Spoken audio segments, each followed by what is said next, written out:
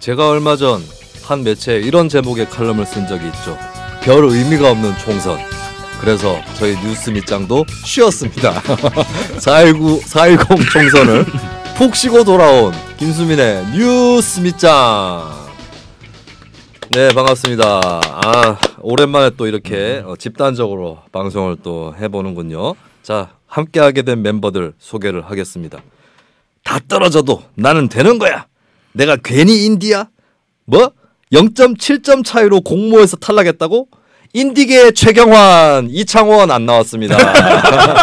내가 인디계의 최경환이라고 하려고 했는데 이창원 씨가 오늘 뭐 있다고요? 지구의 날. 지구의 날? 네. 4월 20일 지구의 날이거든요. 그린워싱. 지구의 날 행사하러. 네. 막 불 끄고 이런 행사하는 거 아니에요? 지구의 날에? 아니요, 뭐 퍼레이드 같은 거 하고 부스 행사하고. 네, 이창원 대표가 거의 한 20년째 네. 해오고 있는 행사입니다. 네. 아니 지구의 날에 왜 각 가정에 뭐 잠깐 소등하기 뭐 이런 거 있지 않았나 예전에? 네, 그런 것들도 있었는데 어쨌든 대구에서는 해왔던 게 이 퍼레이드하고 시민들한테 캠페인하는 걸 주 목적으로 그리고 자전거. 예전에 또 지구의 날 그 중앙로를 막고 했는데 우리 시장님 막는 거 싫어하시니까. 나는 막으면 안 돼. 내 앞길만은 막지 마세요. 네. 4월 20일인가요 지구의 날이? 네, 맞습니다. 6월 5일이 또 환경의 날이잖아요. 아 그래요? 네, 6월 5일이 환경의 날. 그건 몰랐는데. 난 녹색당 출신이니까 알지. 제가 사실 그 녹색당을 달고 기초의원 재선에 도전했었잖아요. 네. 그때 당선됐으면 환경의 날에 당선자 되는 거였어요. 육사지방선거였잖아 그때. 네, 그래서 환경의 날에 사고 한번 치겠다고 했는데 떨어지는 사고를 갑자기 그 생각이 났습니다. 그래도 지금 생각해 보니까 우리 김순 평론가가 그때 떨어진 게 진짜 천만다행이다. 왜냐하면 또 그 얘기 하려고 그러죠. 아니 녹색당 최초의 당선자가 나와야 돼라고 하는 기대를 여지껏 남겨두고 있잖아요. 만약에 그때 뭐 좋은 거야. 만약에 그때 김순 평론가가 당선됐다면 이 감흥이 별로 없어진 거죠. 녹색당에 그때 감흥이 셌겠지 그때. 그 지금 좀 녹색당 세퇴 이렇게 세퇴 그때 그 이후로부터 그때는 한 판석이라고 했었는데 지금 한 석도 없다. 이렇게 되게. 근데 녹색당은 선거 치르고 나서도 쇠퇴했다. 녹색당이 나라고 떨어졌다. 이런 평가가 나오지 않잖아요. 어디 떨어질 데가 없어. 그때 공교롭게도 이게 녹색당 당 차원의 문제가 아니고 요 영남 지역에 녹색당, 노동당, 정의당, 뭐 통합진보당까지 요 당적을 달고 의원을 하고 있었던 지방 의원들 있잖아요. 기초 의원들이 민주당 후보가 출마한 지역구에서 다 떨어졌어요. 민주당 후보가 안 나온 지역구의 의원들만 다 되고. 맞아요. 근데 그 떨어진 의원들 중에 제일 아깝게 떨어진 사람이 나였거든. 내가 거기서 쓰러져 버린 거죠. 대구 경북을 포함한 영남이 양당제화되는 걸 막지 못한 제 1의 장수였다. 내가 쓰러진 것이. 그래도 그때 쓰러졌기 때문에 지금이 있는 거지 않겠습니까? 평론가 김수민은 그때 낙선을 했기 때문에 있는 거죠. 아무리 생각해도 그때 내가 재선이 됐으면 아마 건강도 엄청 안 좋아졌을 것 같고. 당연하죠. 4년 동안. 그리고 분명히 4년 뒤에는 안 됐을 거거든. 더 큰 거 나가라 그랬을 거야 아마. 아니 기초의원 나갔어도 안 됐을 거예요. 2018년에 민주당 광풍이었잖아. 떨어졌을 가능성이 높고. 그래도 김수민 아니야. 재선이 됐다면 삼성까지는 무난하게 가지 않았을까. 아니었을 거라고 봐요. 나는 그거 아니었을 거라고 봐. 민주당이 돼버리면서 내가 확 밀려났을 가능성도 있고.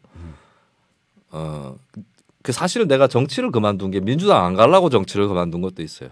근데 정치하려면 민주당 들어갈 수밖에 없겠다는 이런 구조의 문제도 있는데 어쨌든 그때 그만두고 함으로써 시간이 지나갔고 시사평론가가 아마 4년 그로부터 4년 뒤에 뭘 해보려고 했으면 좀 힘들지 않았을까. 나이도 그렇고 뭐 그렇습니다. 갑자기 내 얘기를 하네. 자 다음 멤버입니다. 세상은 나에게 술 한 잔 사주지 않았다. 하지만 나는 대구로부터 돈은 빌려받았다.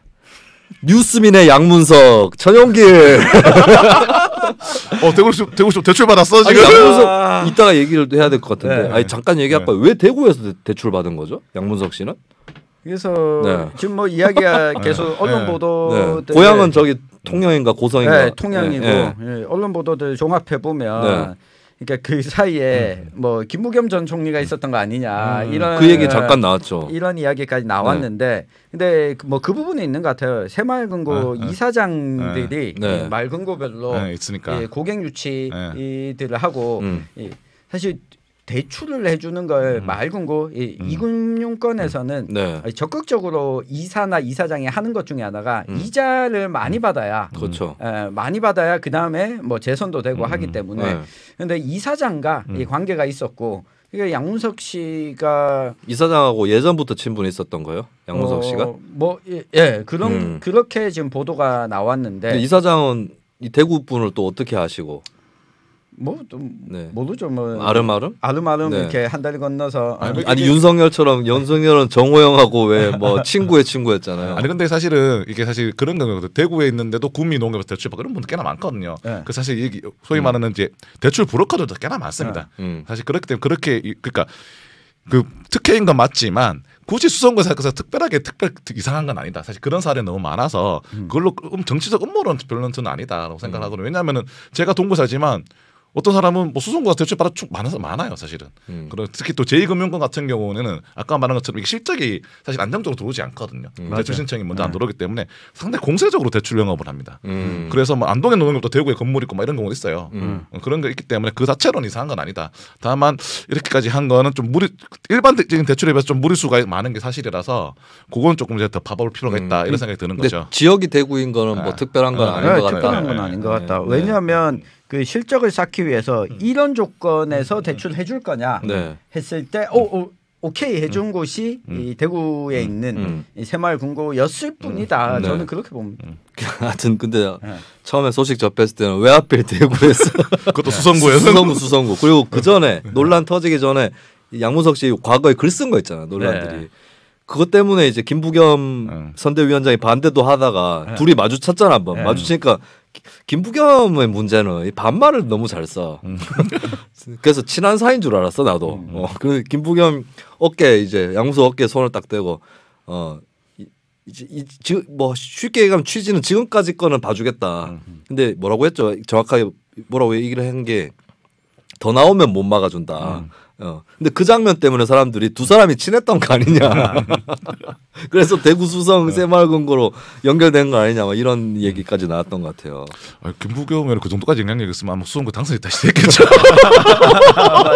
그 정도까지 영향했으면 당선됐겠지. 새마을금고 이사장하고 아는 사이라고 하지 않았나요? 김부겸 위원장도 지역구에 있었으니까. 아니 지역구는 또 수성 가불이 다르다면서. 가불 다르니까. 수성 을 지역이잖아. 공교롭게 하여튼 그런 일이 벌어졌고 이번 선거에 그 양문석 효과, 김준혁 효과에 대해서는 이따가 또 얘기를 해보도록 하겠습니다. 자 그리고 오늘 특별하게 모신 멤버입니다. 4년 전 그는 말했습니다. 총선 결과 달라질 건 없다고. 그러나 그를 기다리고 있는 건 대구 박정희 동상 논란. 대구 시민운동의 김수민, 장지혁. 네 반갑습니다. 오랜만입니다. 네 박정희 굴레를 벗어나지 못하는 저와 굉장히 비슷해서 이따가 이 총선 정리 한번 하고 박정희 문제 또 본격적으로 제가 오늘 총선 때문에 여기 온 거 아닙니다. 박정희 때문에 열받아가지고 온 거예요. 내가 앞으로 대구에 자주 올 겁니다. 홍준표 시장님 기대하십시오. 어제도 제가 방송에서 한번 질렀잖아요. 어느 방송에? 제가 채널A 어제 출연했는데 홍준표 총리설 뭐 이런 거에 대해서 그래서 제가 홍준표 대구시장이 윤석열 정부의 두 번째 국무총리가 되면 벨벨 거예요 라고 생방송 중으로 성대모사를 날려줬죠. 네, 제가 그 예로 뭘 들었냐. 좀 동대구역에 딴 데도 아니고 동대구역에 박정희 동상 지으려고 하는 이런 사람이 돼가지고 국정이 잘 되겠냐 이렇게 한 방 쏴줬는데 그 얘기는 이제 2부 고단부에서 집중적으로 다뤄보도록 하고 저도 이제 서울도 오세훈 서울시장이 이승만 기념관을 만든다 그래가지고 이거 한번 경부간에 좀 엮어가지고 뭘 좀 해봐. 경부란다. 대경간에 össz어가지고 뭘 좀 해봐야 될 것 같습니다. 자 일단 오늘 총선부터 얘기를 시작하는데 뭐 좀 작은 것부터 시작을 해보죠. 지역주의의 벽을 돌파할. 지난 4년 전에는 홍준표가 돌파했고 이번에는 혹시 최경환이 돌파하는가 했는데 요거 이 중앙방송에서 관심을 안 가지더라고. 최경환은 왜 떨어졌나? 요거부터 한번 시작을 해보죠. 최경환은 저는 한동훈 때문에 떨어진 게 아닐까? 쉽게 마지막에 사실은 저는 최경환이 근소 우위로 이길 것 같았거든요. 우리 예측인데 마지막에 넘어선 건 아무래도 그 한동훈이 내려와 사실 그 당 대표나 비대위원장이 경선에 올릴 게 거의 없거든요. 사실은 거의 올 일이 없었는데 원가서 저는 그 효과를 발휘했다. 마지막에 넘어선 건 그 외에는 저는 설명할 수 있는 변수가 별로 있을까? 저는 그렇게 생각을 합니다. 한동훈 효과였다. 네. 실제로는 그 전에는 사실은 제가 듣기로는 경산시의회 의원들도 여기 조지현에게 줄을 서야 되는가, 최강에게 줄을 서는가 마음이 왔다 갔다 하는 소식을 들었거든요. 왜냐하면 다른 경쟁자도 최강이니까. 근데 그 한동훈이 왔다 간다면 그런 소식을 들은 바가 없어요. 그래서 그런 효과가 아닐까? 저는 그렇게 유추를 합니다. 뭐 저도 직접적으로 가서 뭐 예전처럼 현장 가서 목소리 들어보고 이런 게 아니라서 이번 총선 같은 경우에는 저는 그 정도. 청 기자 어떻게 생각하시는지? 저는 이 예상했던 대로 최경환 전 부총리가 40%는 넘어섰는데 이게 이 본인과 조국 대표 때문에 졌다. 조국 대표 왜? 그러니까 이런 게 있었어요. 실제 그 경산의 지역구 내에서 이 지역구 후보는 최경환을 찍고 무소속을 찍고 정당 투표는 조국혁신당에 하겠다. 그러니까 유성 지국 비조, 지국 비조. 지체 비조. 지체 비조. 지체 비조. 지체 비조를 가겠다라고 하는 사람들 이 그동안 국민의힘을 지지해 왔던 사람들 가운데 최경환 쪽에 있는 분들 그리고 국민의힘에 좀 실망했던 분들 이렇게 돌아서니까 이 여론을 이 사전선거쯤에 확인을 했었거든요. 실제 국민의힘의 지역 당직자들한테 이야기를 들었고 근데 이게 이 국민의힘의 적극적인 당원들한테 위기감을 불러일으켰던 거죠. 그래서 카드를 먼저 까버리면 카드를 먼저 깐 거죠. 먼저 까다 보니까 어차피 최경환의 이 확장성이 있지 않기 때문에 50%를 넘어설 수는 없는 최경환은 그러면 얼마나 투표장에 나오도록 이 국민의힘의 조지현 후보를 찍는 사람들 나오도록 결집하느냐의 싸움이었는데 이 결집을 시켜줘 버렸다. 그게 최경환 자신과 조국 대표의 효과가 저는 맞물리면서 44대 43이 나왔잖아요. 그러니까 이 결과가 나온 것은 아까 얘기했듯이 0.7% 포인트. 그러니까 이 결과가 나온 것은 그 효과였다. 그러니까 게다가 정의당 후보와 엄정희 후보와 진보당 후보가 나온 합을 보면 15%가 정도거든요. 그러니까 전통적으로 경산에는 비국민의힘 표가 30% 정도 됐는데 이들 가운데 일부는 절반 정도는 최경환을 무소속을 찍고 정당 투표는 다른 당을 하는 효과가 있었는데 이에 위기감을 느꼈던 사람들에게 투표장으로 나오게끔 그러니까 조지현 후보에 대해서 불만이었던 국민의힘 당원들 그러니까 아니 우리가 그렇게 우습게 보이나 이렇게 쉽게 공천 30대를 공천하냐라고 했던 사람들을 이 조지현 후보로 표가 가도록 만든 효과였다고 봅니다. 그리고 또 결정적으로 조지현 후보의 강점 또 하나 있어요. 조지현이 정통 경산인이잖아. 하양 초등학교, 하양 여중, 하양 여고. 사실 제가 듣기는 하양 여고 동문회에서 크게 기뻐하며 총동원령을 내렸다는 소식을 듣긴 들었거든요. 하양 여고 경산에서 여성 의원이 처음인가요? 국회의원이? 여성 국회의원 처음입니다. 그래서 이 우리 동문회 큰 우리 학교 역사상 이런 큰 우리 지역에 이렇게 되니까 크게 동원됐다는 얘기도 듣긴 들었습니다. 저는 민주당 지지층이 승부를 갈랐다. 민주당이 안 나왔잖아요 후보가. 그렇다고 그러면 이제 이분들이 저기 녹색정의당이나 진보당 후보를 찍을 거냐? 물론 일부는 찍겠죠. 하지만은 또 사표 심리라든지 이런 것들이 작용을 하는데 무소속이 다른 사람이 아니야. 최경환이에요. 최경환 모를 수가 없어 사람들이. 이 비슷한 승부가 구미 을 지역 2016년 총선 때 새누리당 초선 도전자하고 이미 3선을 하고 3선을 했나? 몇 선했지? 2004 3선 했구나. 김태환 그 김윤환 동생 김태환 의원이 공천 탈락을 했어요. 친박인데 그게 무소속으로 나왔거든. 그때 결과적으로 장석춘 의원이 이겼죠. 새누리당에. 왜 그러냐면 이미 여러 차례 의원을 했고 또 친박 출신이기 때문에 무소속을 달고 있다고 해서 속지 않는다 이거야. 그래서 그때 무효표 한 5,000표 나오고 일부는 제 주변에도 반 한나라 반 새누리당 사람인데 장석춘 찍은 사람들이 오히려 김태환 찍은 사람보다 더 많은 것 같아 조금. 예, 그런 게 있는데 근데 최경환은 김태환보다 훨씬 더 유명하고 친박이잖아요. 네. 그러니까 민주당 지지층도 국민의힘 심판한답시고 무소속 최경환 찍는 건 안 되는 거예요. 아사리 그냥 국민의힘 후보를 찍으면 몰라. 그러니까 저는 결국에 민주당 지지층이 최후의 승부를 갈랐다고 봐요. 예. 도저히 최경환은 못 찍는 거야. 그리고 국민의힘 후보가 이제 토박이라는 장점도 있지만 여성이고 좀 약간 풋풋한 이미지야 그래도.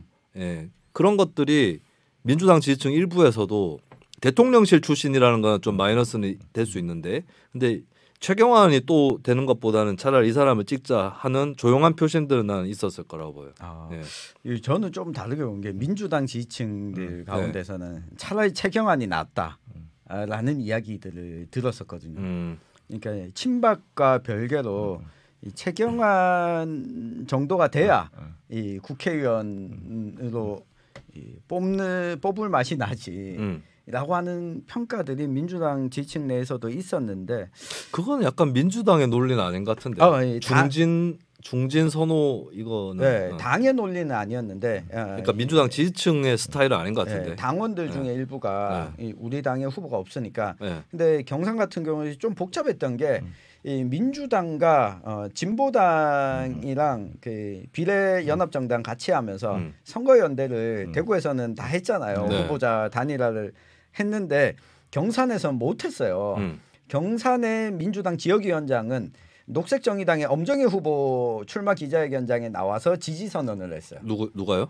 이 민주당의 지역위원장이 경산시당 위원장이 경산시 위원장이 근데 당원들은 또 진보당이랑 선거 연대를 했고 연합정당, 이 비례정당을 같이 만들었으니까 이 그쪽을 지지해야 되니까 결과적으로 민주당, 경북도당과 경산시 위원회에서 결정을 못했어요.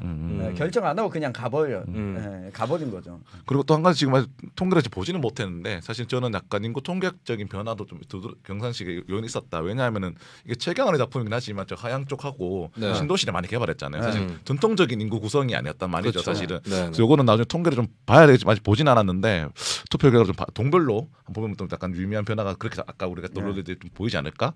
좀 그런 생각이 드네요. 저 사실 연대 같은 꼼꼼히 봤는데 요즘 크게 의욕이 없어가지고 그게 의욕이 없어서 안 보긴 했는데. 그러니까 전에도 내가 이 얘기 방송 중에 한 적이 있는데 국민의힘 지지층에 해당하는 지역 토호라든지 이런 사람들이 신도시 개발해 놓으면 표는 반대편 쪽에 표가 올라갑니다. 이건 뭐 우리가 다룬 이슈나 좀 제가 그래서 저도 개표에서 방송을 갔었거든요. 확실히 대규모로 개발된 도시들은 확실히 국힘의 지지도가 뚝 떨어져요. 그렇습니다. 대구에서도 저기 뭐 봉고동 이런 데 가면 비례 투표는 50%밖에 안 나. 실제로는. 근데 이제 나머지 뭐 개발 안 된 동네에서 80% 90% 찍는 거지. 그래서 평균 70%가 나오는 거긴 한데 그는 확실히 그런 효과. 근데 그래서 과연 이게 나는 그래서 이제는 국힘의 후보들이 재개발하겠다면 지지를 강력하게 해야겠다. 인구 구성이 바뀐다. 네. 일단 조금 돌아봐야 될 게 사실은 대구 경북은 공천이 일단 박이 터지잖아요. 그 과정을 좀 일단 돌아봐야 될 것 같아요. 좀 뭐 일일이 샅샅이는 못 돌아보겠지만 총평을 좀 국민의힘 공천에 대해서 총평을 해보죠. 총평을 하면 초반부와 중반부까지는 김건희 실드를 위해서 공천이 움직였고 후반부에 가서 이게 한동훈의 드라이브가 걸렸다. 그렇지만 초반에 이 김건희 실드 때문에 움직이지 못했던 것 때문에 현역 교체율은 매우 낮았고 한동훈 드라이브의 효과는 막판에 누가 누구인지 알 수 없는 사람들로 공천이 마무리된 그러니까 선거가 코앞이다 보니까 반발도 못하게 공천이 마무리된 효과였다. 근데 다만 결과론적으로 이유까지 내다본다면 이 지역 내에서 국민의힘의 입장에서 보면 3선 이상 중진 의원들이 이전보다 훨씬 늘어나게 된 효과는 있는데 자기들끼리 22대 국회에서 자리 싸움을 할 가능성이 커졌다. 자기들끼리요? 네. 어느 자리로? 이게 뭐 상임위원장이라든가 그러니까 3선 이상이 거의 없었거든요. 경북은 최다선이 이철우 경북도지사였어요. 네. 그러니까 근데 경북에 이번에 3선 의원들이 여럿 나왔거든요. 네네. 그리고 대구 같은 경우에도 마찬가지고 그러니까 주호영 의원은 6선이고 김상훈, 4선. 윤재옥 4선. 그러니까 이런 상황을 맞이한 대구 경북이 2010년대 이후로는 없었기 때문에 오히려 이 TK 내에서 분열이 일어날 가능성도 생겼다. 아니 근데 크게 일어나지 않을 것 같은데 어차피 육선한 주호영은 뭐 상임위원장 이런 건 안 할 거 아니야 어차피 자기 짬바가 있는데 거기는 국회의장을 노리는 내다본 거잖아. 그러니까 국회는 못 하잖아. 그렇다고 상임위원장 할 수 없죠. 국회의장을 노리는 후보가. 그러니까 크게 그렇게 자유롭게 싸울 것 같진 않은데 자리가 별로 없는 자리가 별로 없고 그리고 교섭처럼 몇 자리 안 되는데 굳이 뭐 그렇게 뭐 그러니까 이런 거죠. 지금 3선 4선에 걸려 있는 사람들 이미자, 김정재 그리고 김천의 송원석 그리고 추경호 의원 같은 경우는 부총리까지 했으니까 그런데 이 김상훈 이거 윤재욱은 원내대표인데 김상훈은 뭐 별로 직책을 맡은 게 없잖아요. 그러니까 이렇게 TK에 몇 명만 놓고 봐도 지금 3선 4선이 5명이었던 적이 없었거든요. 그렇죠. 계속 뭐 초재선이 많은 데가 TK였으니까. 근데 이런 상황에서 광역단체장 출신인 권영진 이 재선이죠.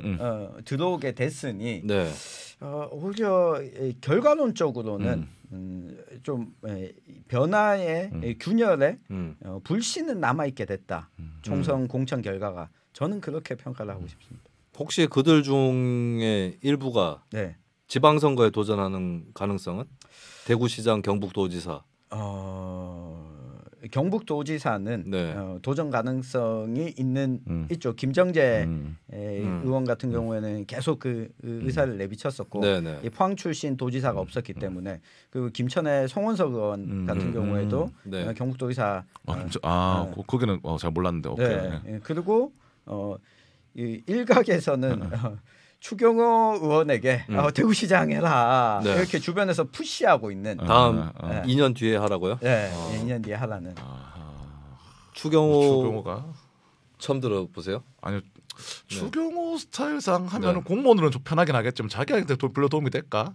이 생각 드는 별로 이렇게 사실은 이제 기재부 관료 출신이긴 하지만 이제 대구시하고 기재부 일하는 스타일도 많이 다르고 사실 이렇게 할 수 있는 것과 할 수 없는 것이 명확히 구분되는데 좀 많이 답답해서 좀 하기 싫지 않을까? 라는 생각도 들고 오히려 그냥 달성군에서 제왕으로 계속 남는 게 더 좋지 않을까요? 추경호 개인한테는. 근데 그러니까 지역 내에서는 그러니까 홍준표 이후에 홍준표 시장이 재선한다라는 소문이 있다 보니까 당 내에서도 좀 불만이 있는 거예요. 그러면 대체자가 있어야 되는데 홍준표 시장의 커리어와 이것과 좀 맞붙을 수 있는 사람 때문에 추경호 의원으로 이 국민의힘 내에서 당원들이 좀 푸시를 하고 있는 상황이라고 제가 확인했습니다.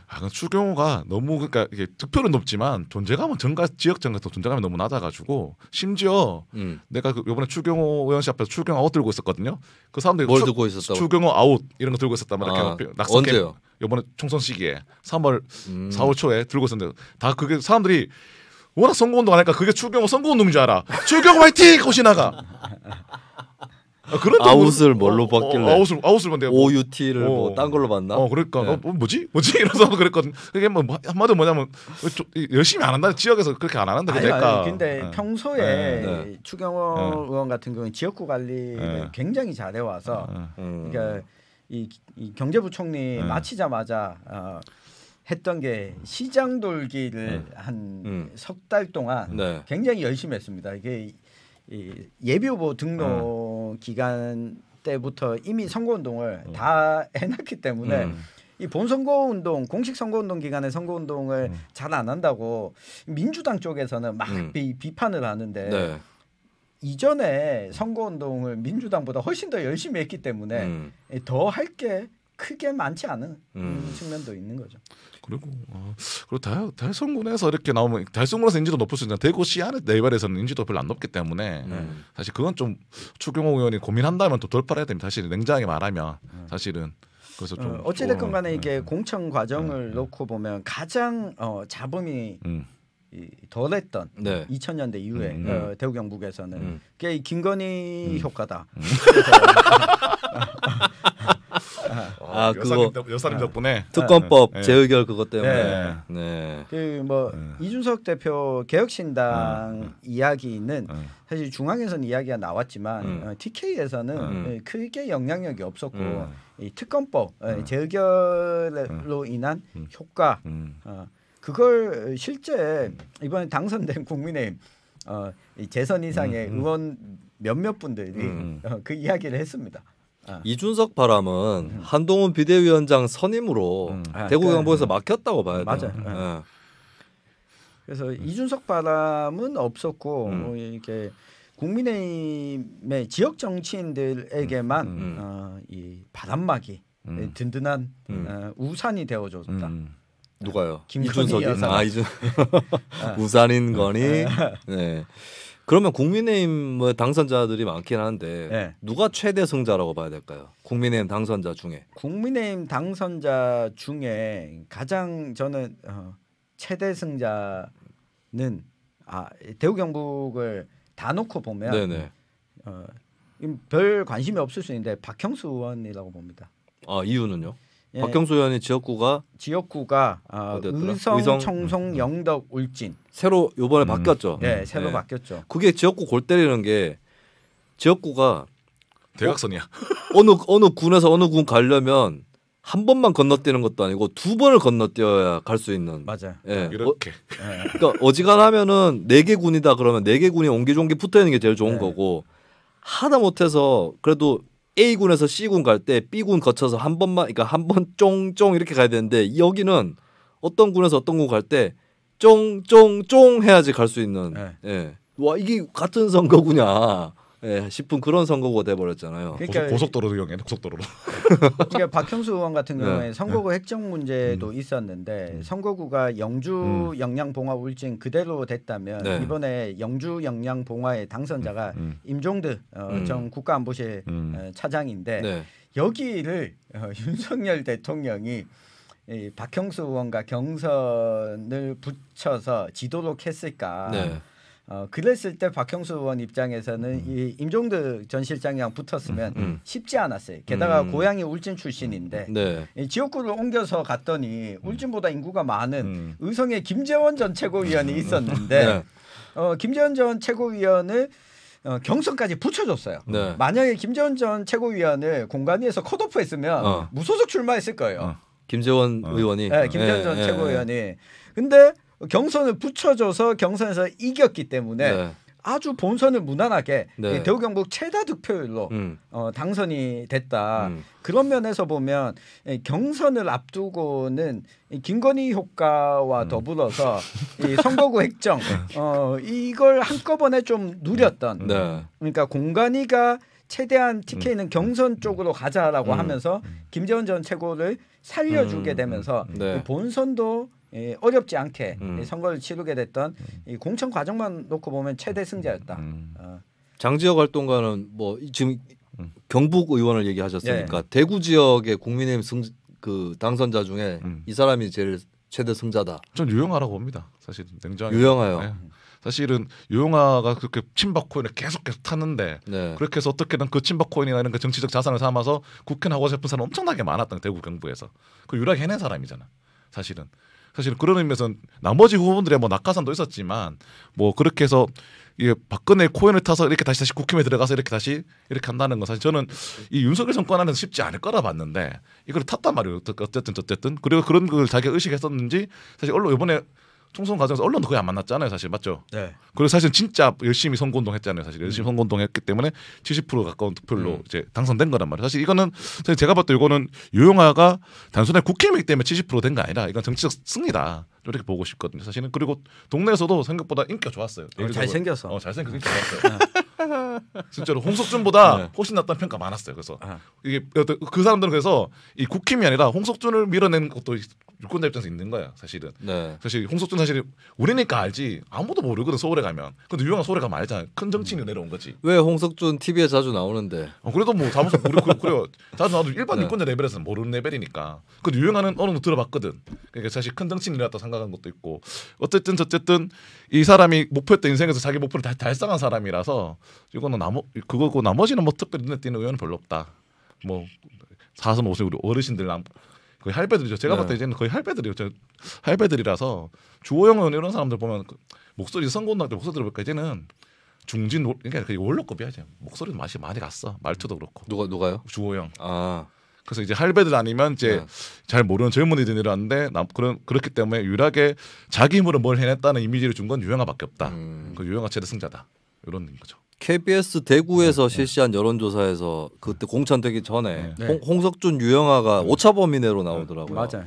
그래서 근데 경선을 붙었으면 어떻게 됐을까요? 그래도 경선을 붙었어도 유영아가 이겼을 가능성이 조금 더 높다고 봅니다.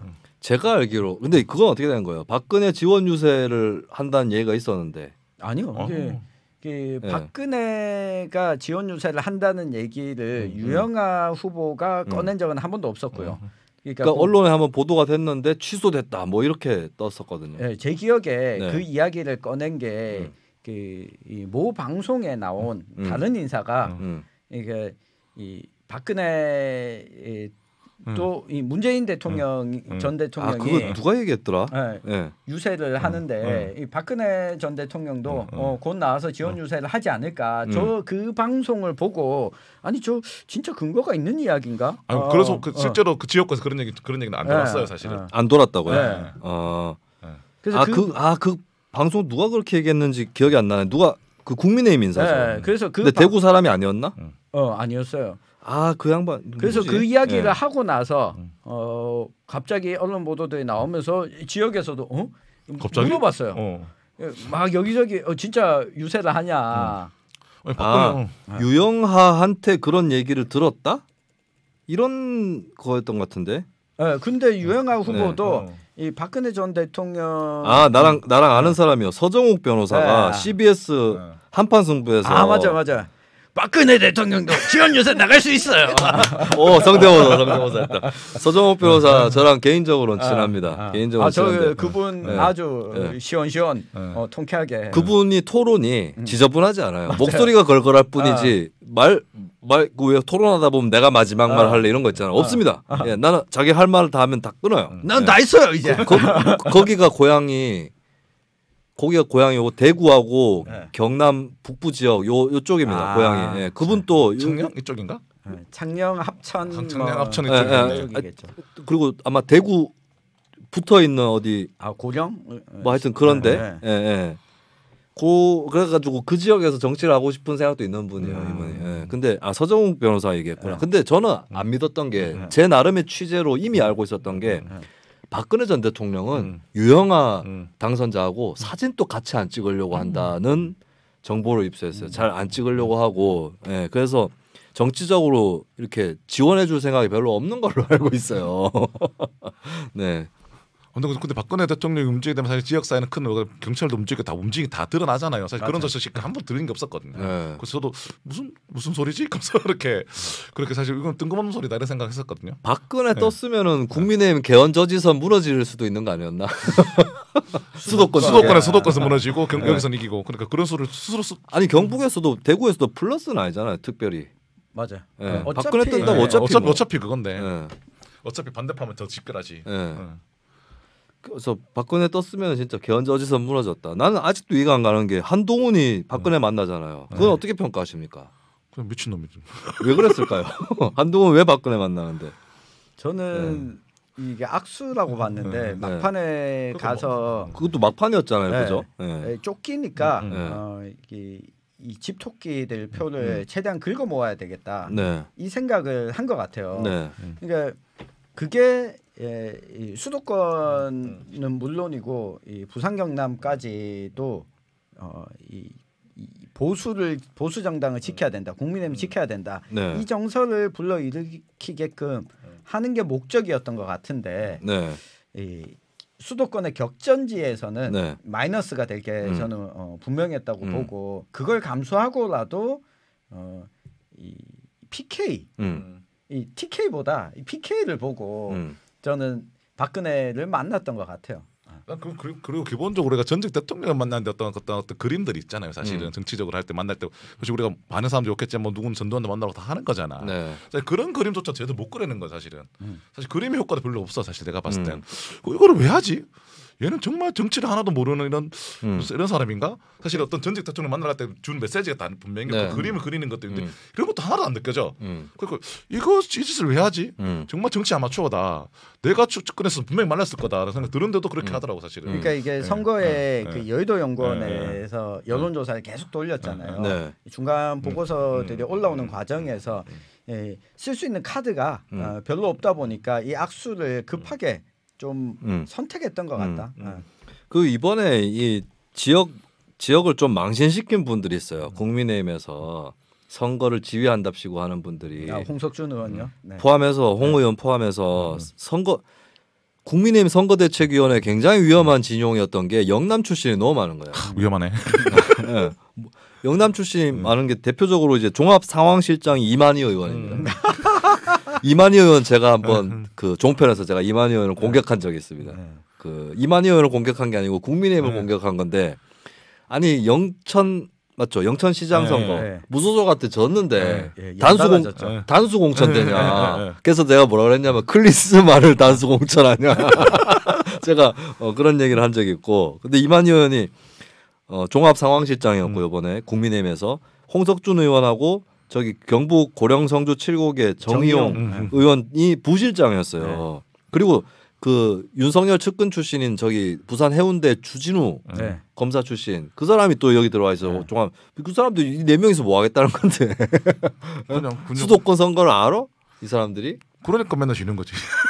아니 나는 차라리 이 사람들이 자기들이 경북 출신이고 하기 때문에 우리는 두둑하다. 그러니까 여긴 걱정하지 말고 수도권 위주로 한번 가보자. 오히려 우리가 대구 경북 출신 정치인들이 오히려 받쳐줘야 수도권 쪽으로 해서 중도 확장으로 우리가 받쳐줄게. 이렇게 하면은 괜찮죠 사실. 근데 그렇게 할 수 있는 양반들도 아니었던 것 같고. 대전략을 그리 쓰는 사람들이 아니에요.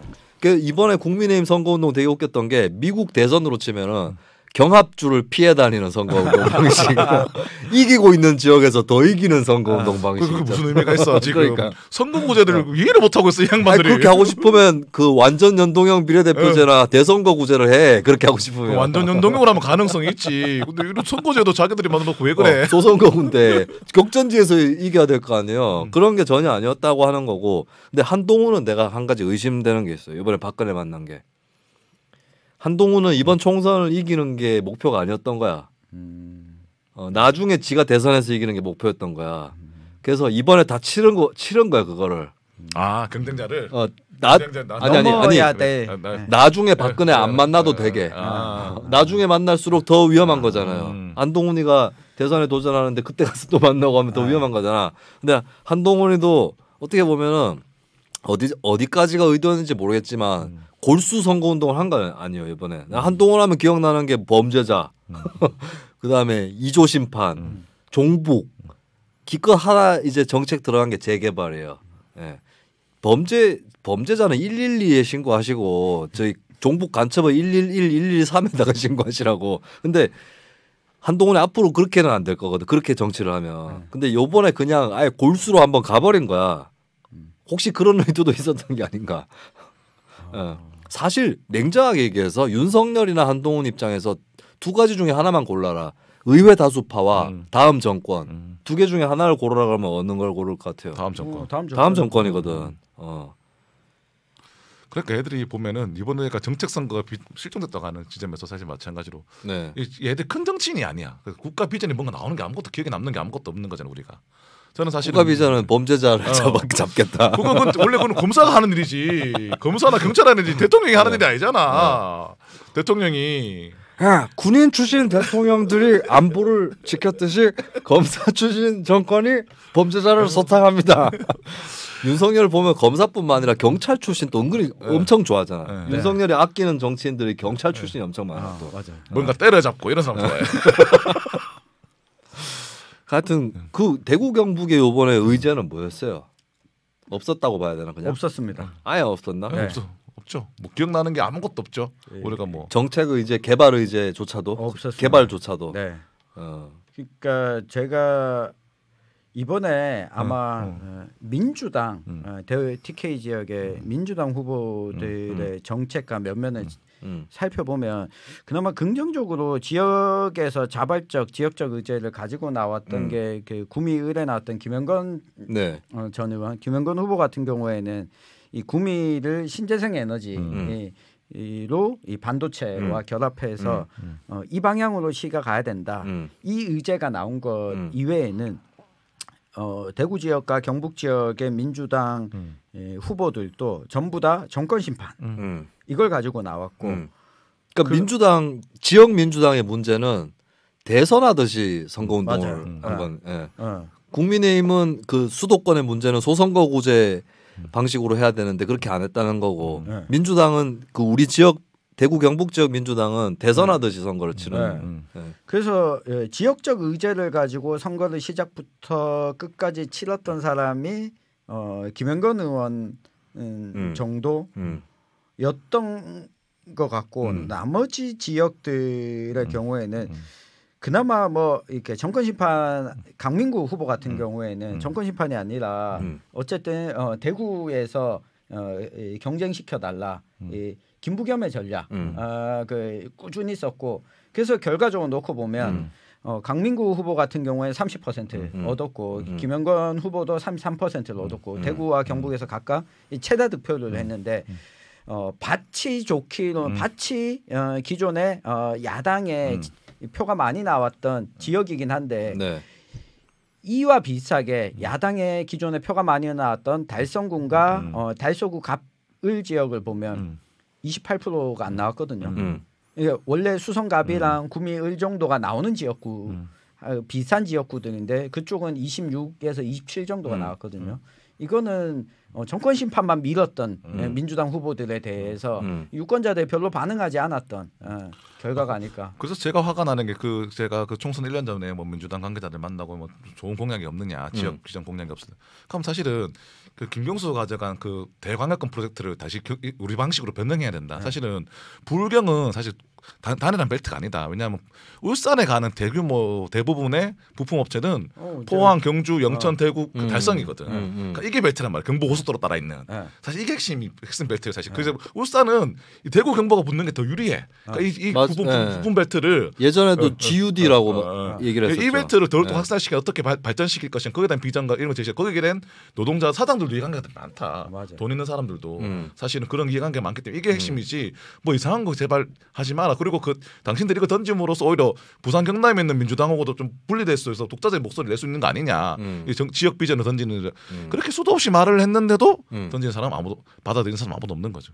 그래서 그 득표율의 차이가 지역별로 나는 것은 야당 지지 성향이 강한 지역이긴 하지만 그 비싼 등급으로 나누자면 A, B, C, D 등급 중에 같은 A 등급 야당 지지 성향이 높은 지역에서도 격차가 벌어진 거는 결국 그 지역 의제를 꾸준히 이야기해온 사람에 대한 사람들의 마음이 좀 움직였던 그 한 3-4% 정도의 차이가 보였는데 전반적으로는 지역 차원에서 의제 정책 의제는 없었다.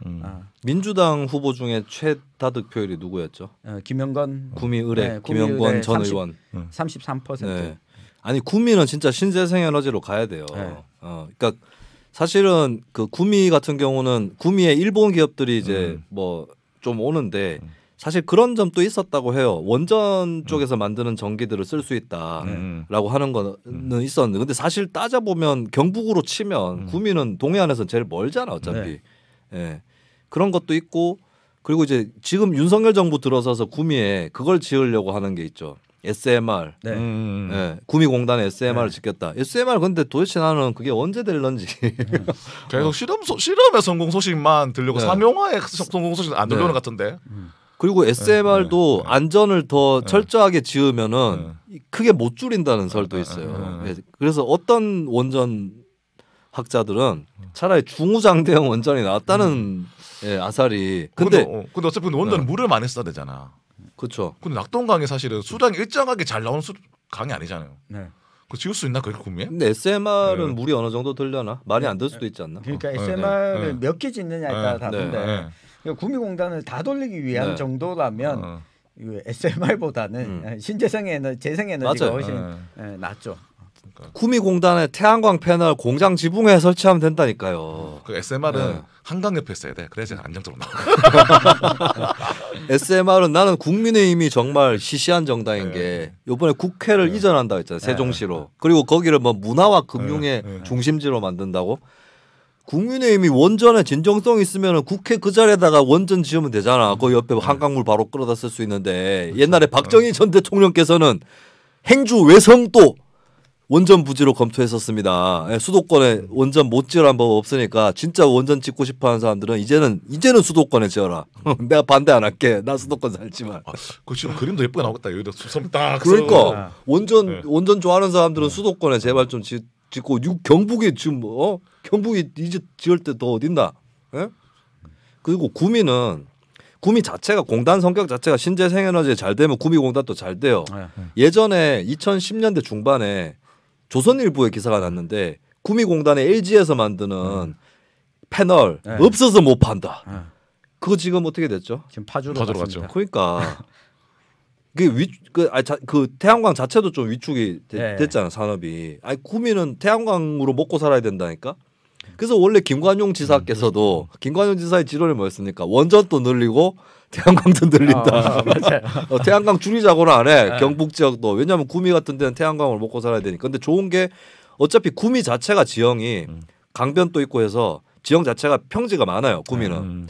여기 태양광 설치하기 좋고 그리고 태양광이 이제 뭐 농촌에 어디 설치했다가 좀 안 좋아지고 뭐 이런 것도 있잖아요. 근데 태양광을 설치하기가 가장 무난한 시설이 공장입니다. 오히려 공장 시설을 보호하는 도움이 된다고. 태양광 공장 지붕이.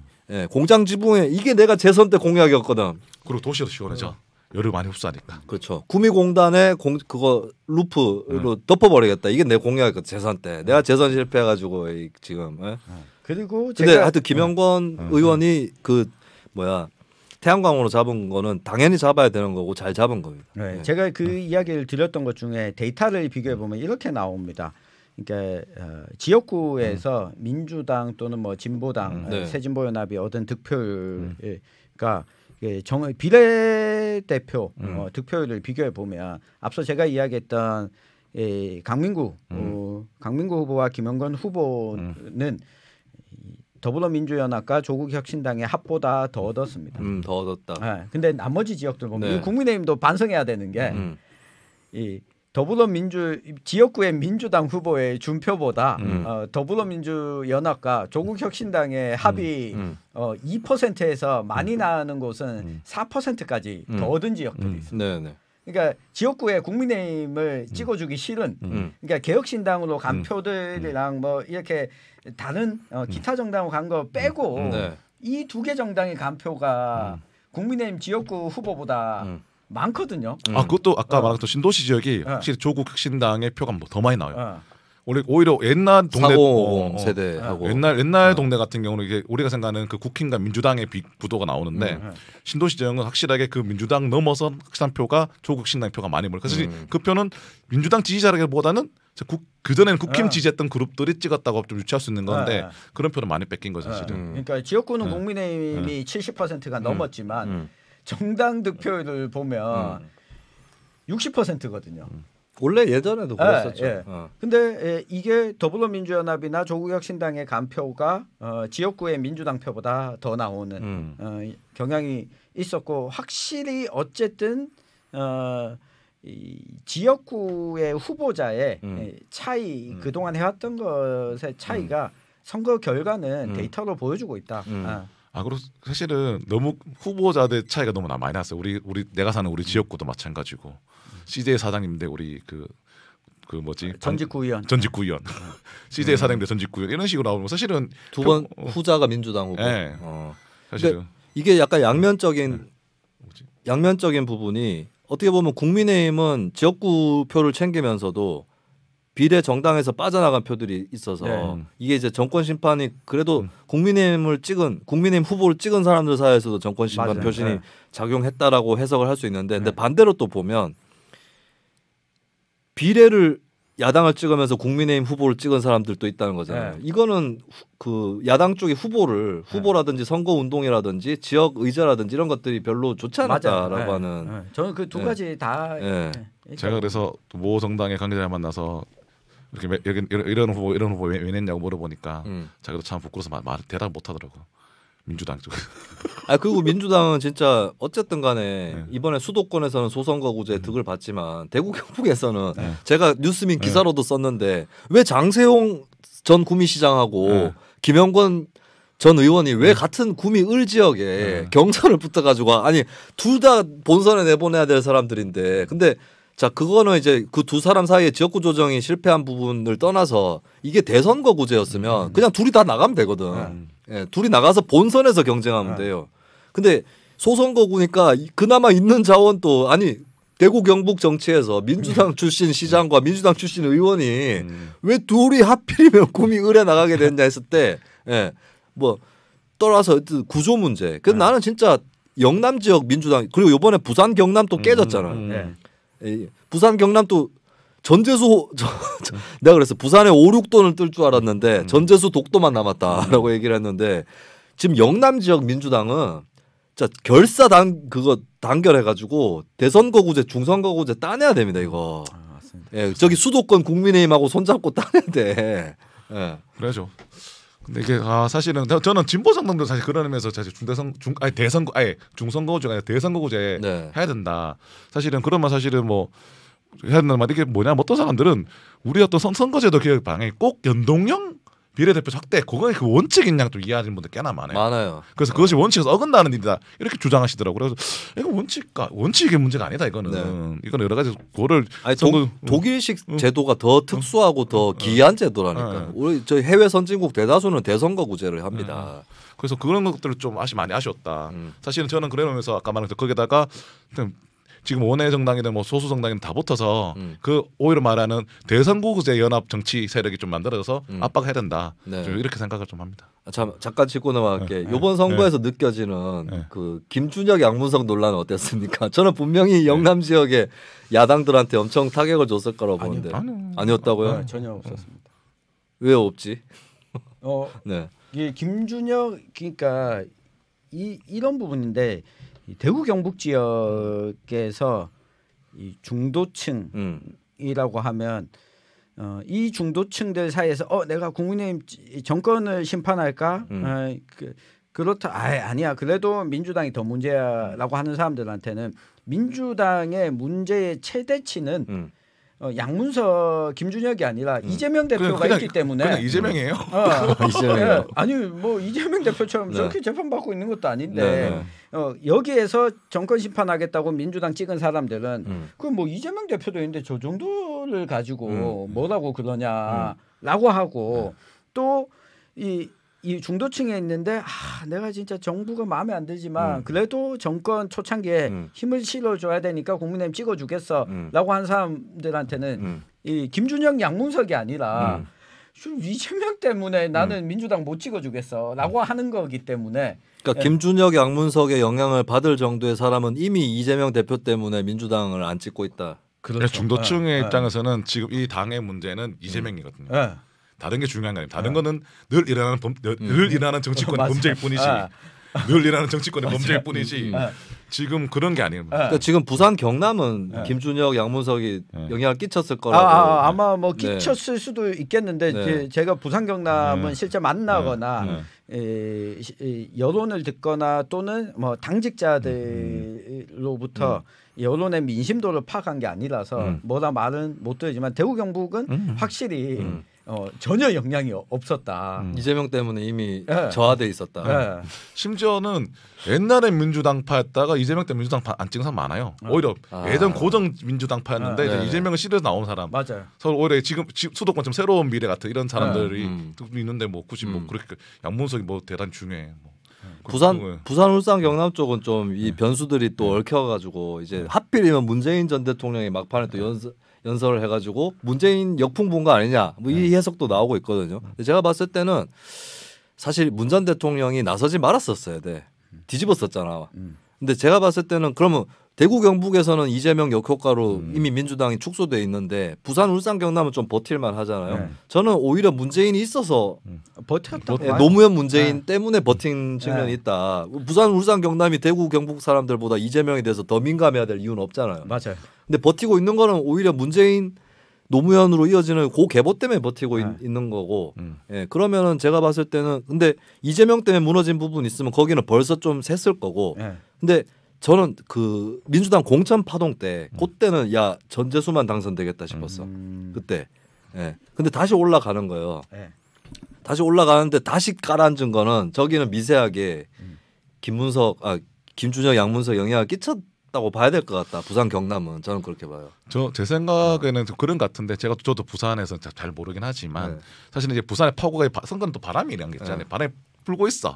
그러니까 민주당에서 여기서 불어야 되는데 이 양문석 이런 파동이 있으니까 소도권의 중심 파도를 못 쉬는 거지. 근데 그런 의미에서 영향을 미쳤다. 부산은 사실은 부산은 제가 봤을 때는 파도가 계속 부는데 마지막 힘을 딱 밀어서 이 50% 벽을 넘어서야 되는데 마지막 파도를 힘을 못 받았단 말이에요. 이거는 간접적인 민주당의 선거 전략이 여기에 힘을 더 실어야 되는데 여기 힘을 못 싣고 지금 다들 수도권 수습을 해야 가야 되니까 좀 그런 의미에서 좀 영향을 미쳤던 게 아닐까. 저는 그런 생각 좀 들었어요. 사실 이 마지막 파도 요거.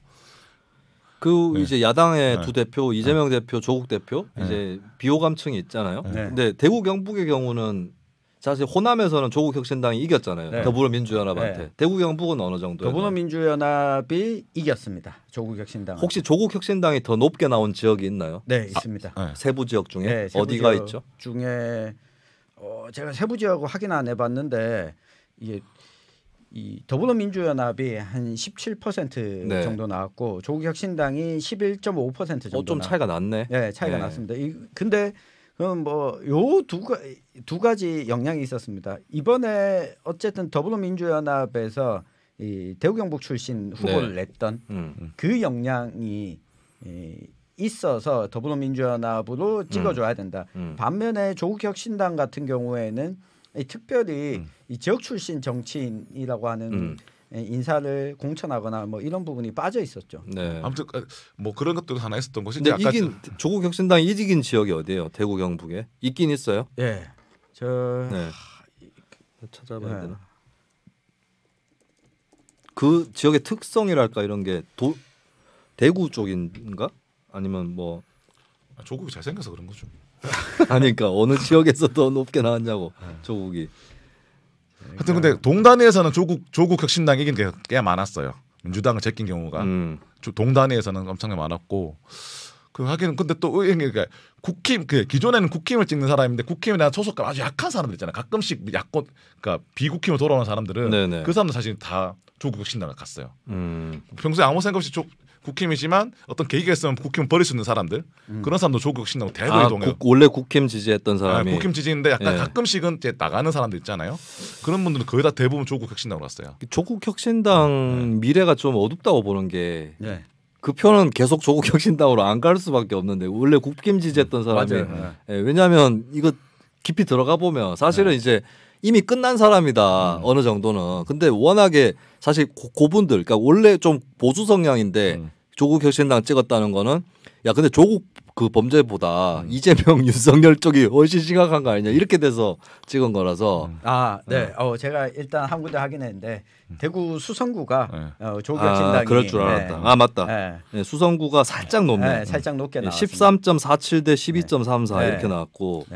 그러면 경북에도 있나요? 아니요, 경북에 없지. 경북은 더불어민주연합. 그러니까 조국 혁신당이 좀 그 도회적 현상에 가까워요. 호남 말고는. 그리고 호남은 이런저런 맥락들이 많이 모인 것 같아요. 조국 혁신당 쪽으로. 그러니까 이재명 대표에 대한 불만도 있고, 근데 조국 혁신당 핵심 지지층, 선두 지지층은 또 친명이거든. 조국 혁신당 지지자 중에 조국을 대선 주자로 지지하는 사람은 반의 반 정도. 반 정도는 이재명 대표를 지지하고 제3의 후보는 또 없어. 그러면은 사실 조국 혁신당에 비명계 인사 없잖아. 예, 주요 그 정치인 중에는 가수 리아 씨, 하다못해 리아 씨도 이재명 선거송 부른 사람이거든. 황운하 의원도 그렇고. 근데 이제 지지자들로 가면은 좀 특히 이번에 24%까지 올라왔기 때문에 여기는 심지어 살짝 국민의힘 성향의 사람들도 섞였다. 그야말로 그 민주당의 대선 필살기 아닙니까? 어떤 필살기? 부산 경남 출신의 대통령 후보, 민주당 대통령 후보 문재인, 노무현. 조국으로 이어지는 민주당의 그 큰 대전략 늘 자주 쓰던 그 대전략. 그래서 부산 경남 표를 잠식하며 수도권에서 이기고 호남에서 이기고 TK를 고립시키면서 이렇게 대선에서 가져가겠다. 이 전략을 꿈꾸는 사람들이 좀 있는 것 같은데. 꿈꿀 수는 있겠지만 대선에 가가지고 판넬 많이 나옵니다. 조국 후보가 나오면은 판넬 뭐 문서 위조 뭐 이런 것 돼가지고 판넬로 다 나오기 때문에 와 나도 근데 그동안 헷갈렸던 게 하나 있었는데 조국 대표가 정치를 하니까 나도 들여다보게 되잖아. 조국 대표 혐의 중에 문서 위조죄가 없었어요. 위조 문서 행사죄는 있는데 근데 판결문에는 문서 위조라고 나오거든. 뭐 그러니까 그 공소시효가 지난 것 같더라고. 조국 대표 그때 장관 그때 잘 안 버텼으면 곧 다 더 들어갔어. 그래서 그 판결문을 나도 이 정도인데 판결문을 제대로 못 봤구나. 나도 반성했습니다. 근데 이게 대선으로 가면 그러니까 김경수 뭐 이런 설들 있잖아요. 그 안 되는 게 대선으로 가면 다 나옵니다. 그거 다시 다 끄집어내서 김경수가 드루킹한테 먼저 메시지 보냈다 이런 거 다시 다 나오거든. 지금 사람들이 대충 묻어놓은 건데 그래서 아마 조 대표도 그렇고 김경수 전 지사도 그렇고 대선에 도전하기는 어렵다. 그렇게 봐요. 그 조 대표도 이재명 대표한테 대항할 생각은 없어. 조 대표의 심리는 이거예요. 형, 난 틀렸으니까 형 먼저 가. 이겁니다. 조국 대표의 자세는 일단.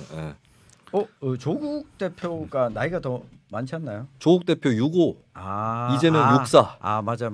학교를 일찍 들어가서. 그렇군요. 그리고 뭐 한간에서는 조 대표가 63년생이라는 설이 있었어요. 근데 얼굴이 형 같잖아 이재명 대표가. 그래서 일단 형이라고 하는 거죠. 그리고 운동권 문화에서는 조국 대표도 뭐 운동권 언저리 있었으니까 운동권 문화에서는 나이가 어린 사람한테도 형이라고 하잖아요. 그렇죠.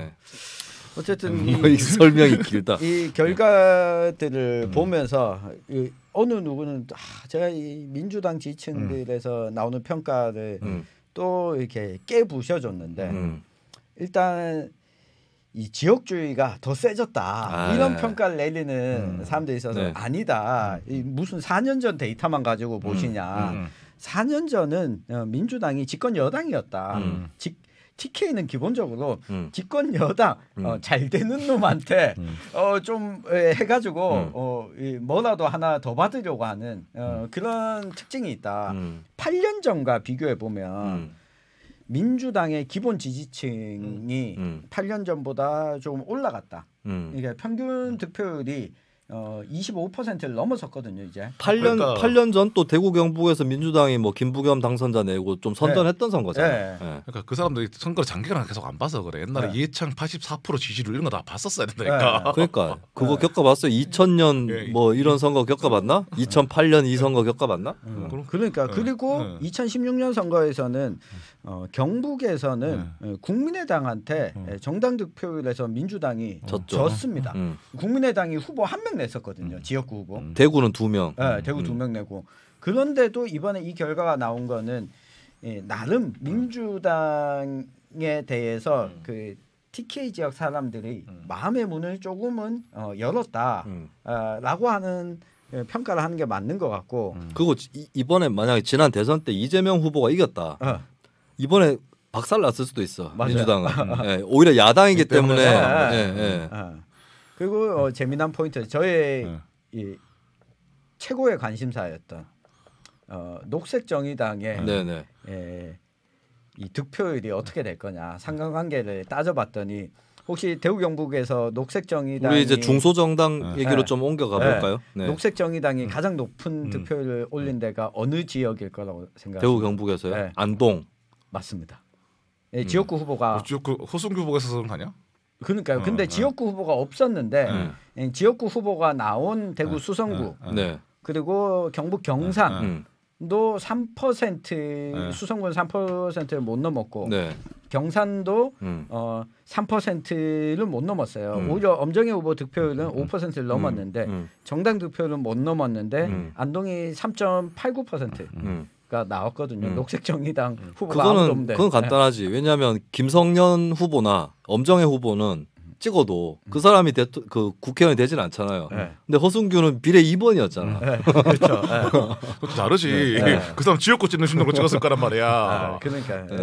그래서 어쨌든 저의 가장 큰 관심사는 그 안동에서 녹색정의당 허순규 후보의 효과가 얼마 정도 나올까였었는데 기대했던 것보다 크진 않았던 것 같다. 그래도 1위라면서요. 1위긴 한데 5% 정도 나와줬더라면 하는 기대가 있었던 것 같아요. 근데 그 정도면 제 생각에는 그거는 허순규 후보가 그래도 몇백 명이라도 사람을 거의 움직인 거다라고 지역 사회에서는 사실은 평가를 좀 해야 될 것 같고, 왜냐하면 이게 보통 사람들이 이 비례와 이렇게 막 복잡하게 생각 안 하거든. 근데 그렇게 생각하게 만든 거잖아요. 수백 명, 몇천 명 그 단위에서는 사실은. 그래서 저는 그거는 뭐 나쁘지 않은 성과다. 좀 이렇게 평가를 해야 될 것 같다는 생각이 드네요. 사실 그것이 쉽지는 나도 뭐 이거 나 같은 정치 공화당층도 이거 보면 답답한데 이거 보면 그걸 찾아서 그랬지 그 평균보다 더 높게 나온다는 건 그 표를 움직였다고 봐. 그 사람이 움직인 거지. 사람이 그렇게 봐야 될 것 같습니다. 야, 녹색정의당 구미에서 2%도 안 나왔군요.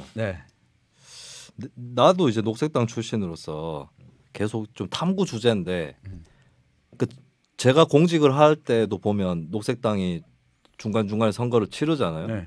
대표적으로 2012년 총선, 그다음에 2016년 총선 때는 공직은 아니었지만 내가 얼마 전까지 공직을 하고 있었는 상태에서 또 난 중앙당에서 일할 때였으니까 근데 꼭 녹색당 득표율은 딱 전국 평균 정도만 나오더라고. 그 지역에 녹색당 정치인이 있었는데도 그래서 왜 잘 안 되는가. 사실 내가 의정 활동할 때도 내 지지자의 대다수는 녹색당 지지자가 아니었죠. 절대 다수는. 그러면 구미가 녹색이라는 이런 게 잘 안 되는 도시인가? 그건 또 근데 그건 아닌 것 같아요. 그건 아닌데. 그러니까 정치 세력으로서 인지나 인식을 하지 못했던 그런 면에서 그 안동에서는 김수민 평론가도 분석을 해놓으셨지만 여기는 새로 유입된 사람들이 별로 없는 동네다. 그러니까 한 4년, 8년 이렇게 하면 정치 세력으로 인식이 된 거죠. 그러니까 녹색당의 활동 자체가 중앙에서 녹색당이 어떤 이미지든지 간에 선거에서 매번 나오는 정당 후보가 나오는 정당이고 당원 모임 당 행사를 하는 정당으로 인식되다 보니까 이번 선거에서도 어쨌든 간에 정당 득표가 녹색정의당에게 갈 수 있었던 반면에 사람들이 드나듦이 잦은 곳에서는 오히려 이 이미지를 구축하기가 어렵지 않을까. 아니 근데 기본적으로 녹색당에 가지는 사람들은 저는 보수와 진보를 둘 다 어우러는 소구력이었다고 생각합니다. 기본적 가치 스타일상. 근데 이게 뭐냐면 녹색당의 안타까운 점은 활동 가층이 아니라 당의 활동 가층이 너무 부족하다. 그 당원이 부족한 것 같지는 않은데. 당원도 부족하다. 당원도 부족하다. 뭐냐면 이게 뭐냐 당원에 비해서는 활동가가 많은 편일 수도 있어요. 권리당원 10,000명이 안 되잖아요. 어떤 거냐면은 뭐냐면 예전 우리가 민주노동 하던 분의 모임처럼 뭔가 이렇게 돌아가야 되고 대외적으로 뭔가 자그마한 캠페인 아주 캠페인을 돌려야 되고 뭘 해야 되는 거죠. 사실은 뭐라도 해야 되는데 녹색당의 당원들은 뭐랄까 권력 의지가 별로 없는 건지 뭐 그런 데 별로 가서 자기 개인으로 활동하는 훌륭한 사람 정말 많아. 개인적으로는 훌륭한 사람 꽤나 많고 저는 훌륭하다 이런 분들 엄청 많은데 이게 당회로서 집결되는 에너지라고 해야 될까? 왜냐면 개인이 나가는 한계가 있으니까 집단적으로 뭘 해야 되는 거 당이란 건. 근데 그런 에너지가 조금 뭔가 부족한. 당원을 보면 훌륭한 당원들 엄청 많거든. 당원 레벨에서는. 근데 이게 당으로 집결 안 되는 느낌이 있어요. 이게 그러니까 이게 뭐냐면 정치 세력으로서는 저 사람들이 있어 뭐 이런 약간 존재감 잘 안 느껴지는 이런 게 좀 있는 것 같아요. 개인적으로는 보면 정말 훌륭한 사람 이런 분 정말 많거든요. 정말 어떻게 저렇게 할 수 있을까 이런 생각 드는 분 엄청 많은데 이게 당의 성과는 안 나. 이게 좀 떨어진 느낌이에요 사실. 그런 것들이. 그런 것도 조금 어떻게 당으로서 그런 거 돌파해야 되지 않을까? 그런 에너지 당에 좀 모여야 될 것 같다라는 생각이 좀 옆에서 보니까 들더라고요. 녹색당은 당원 중에 활동가들이 많잖아요. 근데 이 활동가들은 당 활동가는 아니거든. 맞아요. 여러 시민단체라든지 여기 흩어져 있는 활동가들이라서 이게 당으로 응집하기가 그러니까 상당히 어려운 측면이 있어요. 그리고 사실 작은 정당이 뜨려면은 전국적인 그 스타가 나와야 돼. 저는 페트라 켈리 같은. 저는 이효리 대통령 후보, 녹색당의 대통령 후보. 저는 녹색당 차원에서 보면 이효리가 뜰 필요가 있죠. 저는 녹색당 대통령은 안 될 거야. 이효리가 대통령이 되지 못할 거야. 저는 녹색당의 창당 발기 모집할 때부터 수많은 사람한테 말했습니다. 2020년대 넘어서선 이효리가 대통령 후보가 돼야 된다.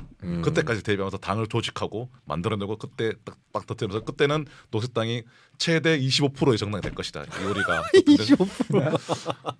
저는 근데 이번 선거를 거치면서 정의당과 녹색당에 대한 평가들은 천천히 있어야 되겠지만 일단 지역에 대해서는 좀 오늘 마무리를 하면서 해보죠. 일단 지역적으로 놓고 보면 녹색정의당은 선거연합은 이제 마무리가 됐고 녹색당 멤버들은 녹색당으로 돌아가는 상황에서 보면 지역적으로는 녹색당이 사실상 거점이 이번 선거를 치르면서 안동으로 옮겨져 왔다. 그리고 녹색당의 향후 진로는 여기에서 2년 뒤 지방선거에서 당선자를 배출하느냐 못하느냐가 최고 관건이 되어버렸다. 그러니까 중앙당사가 서울에 있는 것과 별개로 의제의 중심, 당 활동, 정치 세력으로서의 활동의 중심은 이번 선거를 겪으면서 확실히 이제 안동으로 넘어오게 된 것 같습니다. 그게 녹색정의당 차원이에요, 아니면 녹색당만? 녹색당. 허승규 씨는 이제 녹색당 소속으로 안동시의원에 세 번째로 도전을 하는 거죠. 2년 뒤에. 제가 항상 천용길 대표가 걱정하는 게 저 좀 탈당했으면 좋겠다. 근데 내가 봤을 때는 탈당 안 해도 될 것 같아요. 탈당은 우리 김순 평론가가 탈당하라고 했잖아요. 허승규. 아니 본인은 방송 중에도 아니 탈당하라는 거는 두 번째 선거 치르기 전이었던 걸로 알고 있는데 내가 얘기한 거는. 근데 두 번째 선거 결과를 보아하니 이거는 탈당을 탈 필요가 없겠다. 아니 그 뭐 명분상을 떠나서 선거공학적으로도 허승규가 탈당할 필요가 없겠다는 생각이 들더라고. 두 번째 선거 결과를 보니까 거긴 마음대로 하면 될 것 같아요. 그래서 선거 끝나고 본격적으로 이렇게 당원 모집을 열심히 하고 다니고. 그 당원 모집을 하는데 저도 도구로 한번 같이 쓰였습니다. 설득하는데 비당원을. 그래서 당원 모집을 하고 그러니까 안동의 당원이 50명을 돌파했는데 경북의 당원의 거의 3분의 1이 안동에 모여 있는. 왜 이렇게 당원이 많이 빠졌죠? 권리 당원이. 옛날에도 그보다 많았는데 내가 사무처장 할 때도 녹색당 전체 그 이번에 비례대표 투표한 거 보면 전체 권리당원이 4,500명 수준이었습니다. 그때 뭐 당 또 여러 가지 일을 겪다 보니까 그렇게 됐구나. 그 다른 이제 녹색당 이번에 녹색당 출신인데 총선에 출마한 지역구 후보는 없죠. 대구 경북은 없습니다. 정의당 쪽은 어떻게? 지금 이번에 누가 출마했죠? 김성년, 엄정혜 2명 출마. 네, 2명만 출마했습니다. 또 하필 동대구 쪽하고 경산 이렇게 좀 중앙에 모여 있고 지금 뭐 구미나 포항 이쪽은 이제 정의당이 좀 많이 침체다라고 봐야 될 것 같네요. 출마 후보가 당분간 없을 것 같고. 글쎄요, 제가 지역적으로 보면 지금 오르고 싶지 않은 무대에 두 분 다, 두 후보 다 올랐던 상황이라서 고생을 하셨는데 당이 이제 세대를 한 세대가 다쳤다. 그러니까 이미 그 진보 정당으로서 정의당으로서 지방의원을 했던 이들은 은퇴를 했고 사실상 장태수, 이영재 두 전 지방의원들은 은퇴를 했고 그 사이에 끼어 있는 김성년 의원 그리고 그 1세대들과 함께했던 엄정혜 전 의원이 앞으로 뭐 어떤 선택을 어떤 경로를 갈지 모르겠는데 그 후속 세대가 보이지 않는다가 걱정스럽습니다. 그럼 현재 대구 경북 정의당은 공단지대에서는 어떻게 되고 있나요? 공단지대에서 출마자가 없습니다. 출마 예정자도 그럼 없습니다. 민주노총 쪽은 어떻게 하고 있나요? 정치 방침을. 정치 방침은 이번에 아주 강하게 경북 지역 본부는 네. 진보당하고 저기 새진보연합 쪽하고 저기 위성정당 쪽은 다 파문해 버렸죠. 네.